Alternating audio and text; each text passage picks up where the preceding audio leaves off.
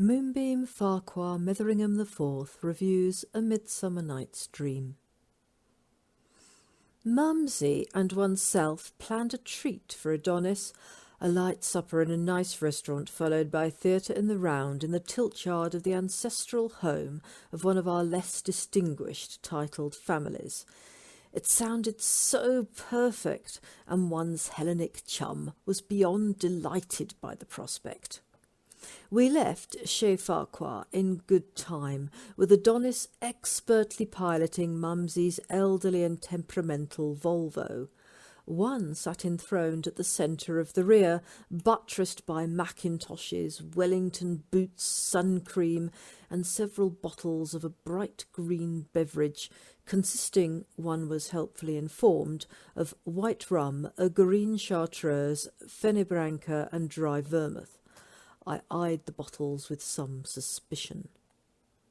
It was a drive of some 40 minutes, giving one leisure to study Adonis's glorious profile, and to note that not only had Mumsy been over the upper lip with Grandpapa's cutthroat razor, she had also made a vague effort at throwing some dollops of maquillage at the ridges and craters of her abused physiognomy. Our arrival was unmarred by lateness, unavailability of parking, human tiffs, or inclement weather. Supper being delightful, we were a little late in finding our allotted position on the verdant terracing. Fortunately for the health of the gentleman with a northern accent who cast animadversions on the parentage of our party, Mumsy had imbibed sufficient claret to do no more than push her face into his and inquire pleasantly whether or not he would enjoy picking his teeth out of his fecal matter. Adonis dragged her off before worse could befall. And now to the play. One was surprisingly carried into the magical world of an enchanted wood, where the magnificent horned figure of Oberon sent a thrill through one's very bones.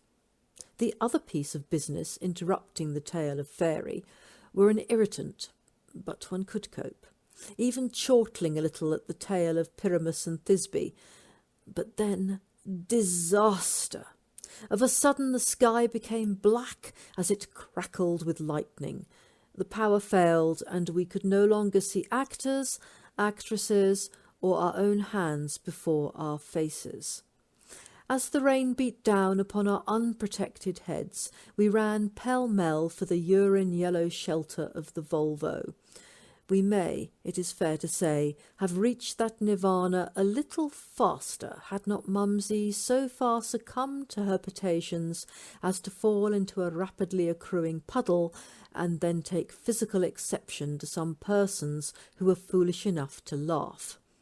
As the only non-drinker in the party, the onerous task of wrestling the mechanical Machiavelli homeward fell on one's slight shoulders. Whilst one drove homeward in the gloom and bouncing rain, one reflected on the play and mentally prepared one's review of same. Review. As much as one saw was enjoyable, and one day one may even make the effort to find out how it ends. Star rating 3 out of 5, mostly awarded for a disturbingly sexy fairy king.